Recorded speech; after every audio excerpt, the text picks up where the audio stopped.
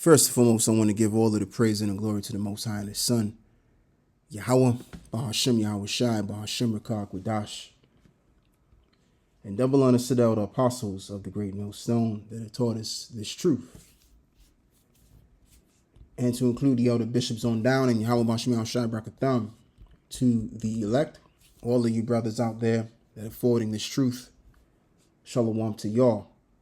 And it's your brother Laban. And I just want to talk about this news in regards to this radioactive weapon called the Poseidon here, as Russia brags about.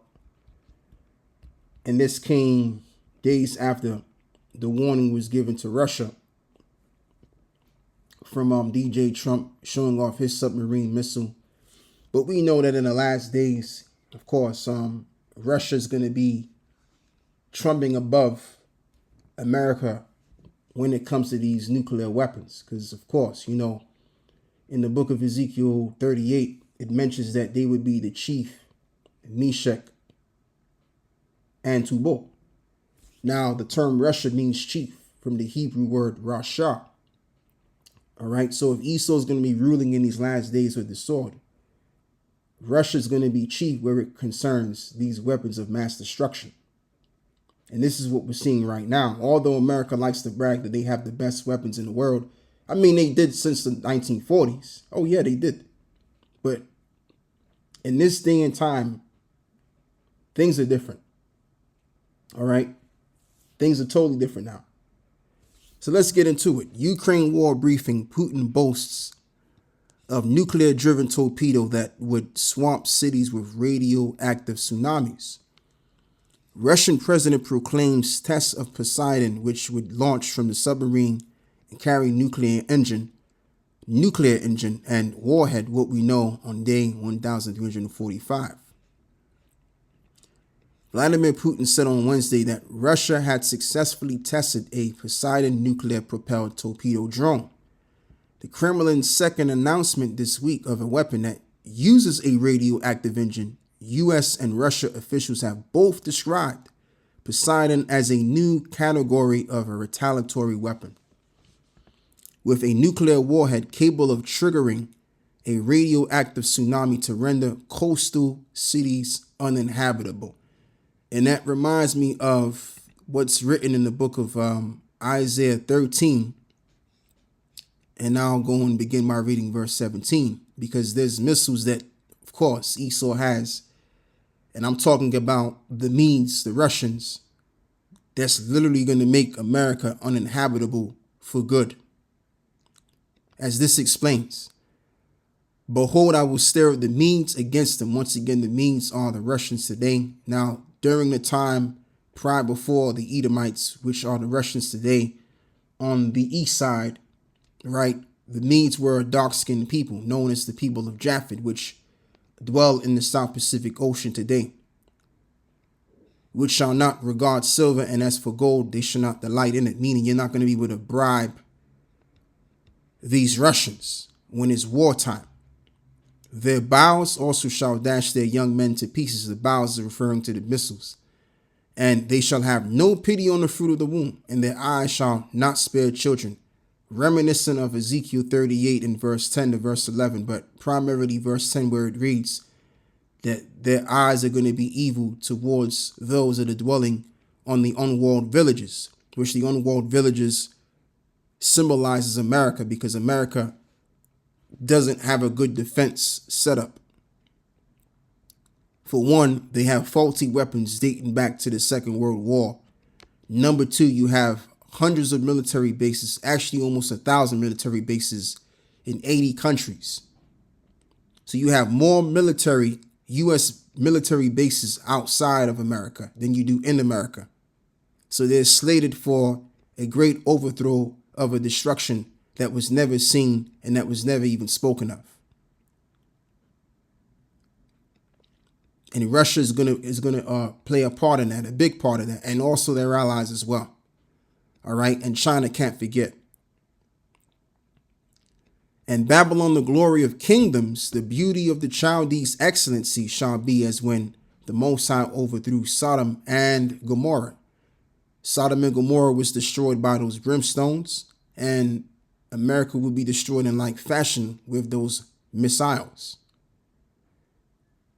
Just like Sodom and Gomorrah was never inhabited, and so will America be the same. In verse 20, as it reads, it shall never be inhabited, and neither shall it dwell in from generation to generation, and neither shall an Arabian pitch tent there, neither shall the shepherds make their fold there.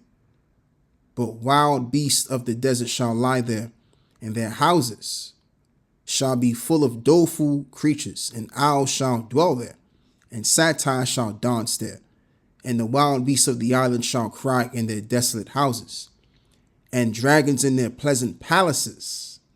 And her time is near to come, especially in this time right here, right now, as I'm giving you this lesson here. And her days shall not be prolonged. Oh, absolutely. Okay. So what I want to do next is go and read this over here. Hence is why they call it Poseidon, which goes back to the Greek god of the sea, which is, able to create storms and earthquakes and horses, right? Again, this is all mythology, Greek mythology here. But that's why they call it that, because this weapon can create earthquakes and turn cities, coastal cities, and make them uninhabitable. All right. And in this article, it mentions a weapon that they also have too. The Russians, they have what is called the Sarmat 28, which is also known as Satan. And that's considered like the most powerful, probably one of the most powerful weapons right now in this time, which I've checked that out some time ago, a while back ago, maybe about 4 or 5 years ago or so. But they call it, they even call it Satan, if I didn't say it. They even call it Satan. So anyway, yeah, let's read this as well, man. Isaiah 54 and verse 16. Behold, I've created the smith that bloweth the coals in the fire, that bringeth forth an instrument for his work. And I've created the waster to destroy. And the smith, a smithian is someone that creates weapons. They'll either create body armor or they'll create swords, especially in the ancient world. All right, so your modern day smiths were those going all the way back to the 40s, after the Second World War was already had. You had what was called the atom bomb, and you had a bunch of scientists right along with J. Robert Oppenheimer, which they were a part of a project called the Manhattan Project, which lasted, I believe, for maybe 3 years, if I'm correct. And you can watch the film about that. And shortly, Albert Einstein was a part of that too. He wasn't too deep into this, but he was somewhat a part of it. Because remember, he even came up with the idea of splitting the atom as well. All right. So, yeah. So they tested this bomb, this atomic bomb in Japan, in Hiroshima and Nagasaki. And it did so much damage. The devastation was great. So much so that even the Japanese people don't never forget it. All right. And this was a time when America was not to be reckoned with, like I was saying earlier before. But right now, things have changed. Things have changed because prophecy, the Lord's will has to play out. And the Lord's will is to destroy Babylon the Great and to establish the kingdom. That is the will of the Lord right now. And that's the ultimate reason why these weapons are had, I would say. And there's many other ultimate reasons, but that's the one that comes to mind now, right? So this bomb here, of course, came by a bunch of scientists that wanted to figure out how to split the nucleus atom, right? And what they found out, if you split the nucleus, then a great wave of energy would come out of it. So they tested this atomic bomb on Japan and they saw that. That's what was had. That's why in the Bible it mentions that the Lord is going to rise up against them a destroying wind. Revelation the 7th chapter talks about that. The 4 winds, right? Not the 4 winds, but the matter of fact, let me go and read it. Let me read this first, actually, and then I'll go and get that.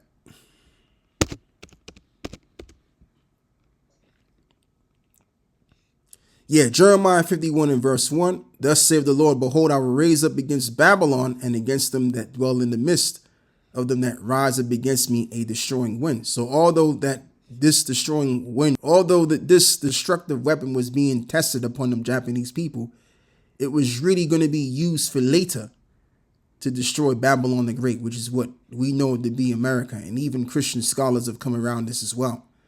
All right. So this is going to be the Lord's doing. This is going to be the Lord's doing. Okay. And I could read this too. I could read some verses in this, but I want to read the verse that I have already on deck. Let things be done decently and in order. Yeah, so let me read this. Matter of fact, I'll get back to that. Isaiah 54 and verse 16. Behold, I have created the smith that bloweth the coals in the fire, and that bringeth forth an instrument for his work, and have created the waster to destroy. And these missiles are going to be instrumental in showing the great anger of the Lord. That's why, as this is written in the book of Isaiah 13 and 5, I want to tie this in with that too. They come from a far country, from the end of heaven, and even the Lord and the weapons of his indignation to destroy the whole land. So that's what these missiles are going to be instrumental for. Okay. I went too far. I don't know why I went over there. That's what they're going to be instrumental for. All right. So now, yeah, let's read verse 6 now. How ye, for the day of the Lord is at hand, and it shall come as a destruction from the Almighty, and therefore shall all hands be faint, and every man's heart shall melt. So yeah, Esau is the one that's ruling with the sword, but really the sword of Esau is basically the sword of the Lord. So although Esau is ruling with the sword, guess what?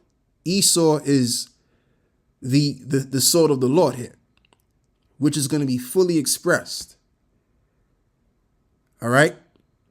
And they showed that primitively during the time of the late 40s, man.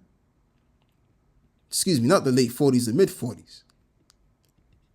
On those Japanese people, they showed that. But guess what? That same sword is going to come down on the one who bare the sword. As it is also written, he that liveth by the sword shall what? Die by the sword. That's what was told to Peter. All right. Revelations 13, 9, I think says, no, verse 10 says that as well. So now what I want to also do is I want to read a little bit of this. I mean, it says what it says. I don't have to read this article. Just briefly speak on it. But as this reads here, Trump held a great meeting with Chinese leader as step towards everlasting peace. And yeah, Trump really believes and he's really feeling himself, man. All right. That pride is exuding in him, and as well as the American people are very proud as well. All right. So they truly believe that they can quench what's already been written, what's already being stated on the earth. But that's not going to happen. All right. There ain't going to be no everlasting peace until Yahweh Shai makes war against those that are his enemies. Okay. So in order, the way things are going to be done here is that these nations are going to go to war with one another. Hence, as the Bible calls the third woe, which the world calls World War III, or the Third World's War, have you will, which we've been in since 1994, right? They're going to destroy themselves. All right. And they're going to grind themselves like minced meat, and they're going to be cooked as such. And then the Lord's going to come through, and that's insult into injury. And then he's going to establish his kingdom. And in his kingdom, as he is Shiloh, he's going to be the one to establish genuine everlasting peace. And it's going to be under him right along with the saints in the kingdom of heaven. All right. And in the kingdom of heaven, there lies your everlasting peace. And we ain't in that time for that. Ecclesiastes 3 and verse 1, and everything there is a season and a time to every purpose under the heaven. A time to love and a time to hate. I'm going to jump not a verse, but 7 verses down to verse 8. A time to love and a time to hate, and a time of war and a time of peace. Exactly. So right about now, we're in a time of war. And then later on, there will be a time of peace, as I've already explained. So, yeah, before the Lord comes back, man, it's going to be severely dramatic. It's going to be severe because when you really think about it, right? When you read the book of, Isaiah 13, there's a verse that I want to read, and I want to make this point, or a couple of points on this. It's in verse. Yeah, I should have read this too, man. But that's all right. That's cool. Yeah, verse 13. It says, "Therefore I will shake the heavens, and the earth shall remove out of her place. And then the wrath of the Lord of hosts, and in that day of his fierce anger." So if the heavens are going to shake and the earth is going to remove out of her place, that means that, again, you're going to have to worry about not only just nuclear destruction, but you're going to have to worry about earthquakes coming out. All right. So, I mean, it's very well believable that this Poseidon weapon of a drone that they got, if it can create earthquakes, I mean, yeah, like I said, it's believable. It's believable. So, as the scripture says, if the earth is going to move because of these weapons, then that means you're going to have literal earthquakes. Why? Because you're going to have, not only are you going to have the movements of, the land, but you're also going to have the tectonic plates that are going to shake, that are going to move, So when these tectonic plates move and crash into each other, that's going to create a friction, and there lies your earthquakes. All right? So it's going to be hell on this earth. Literally, it's going to be hell on earth. If you thought you were living in hell on earth, you ain't seen shit yet. Especially if you've received that mark. Jeremiah 51 and verse 5, it says, "For Israel have not been forsaken, nor Judah of his power, of the Lord of hosts. Though their land was filled with sin against the Holy One of Israel, flee out of the midst of Babylon and deliver every man his soul, and be not cut off in her iniquity. For this is the time of the Lord's vengeance, and he will render unto her a recompense."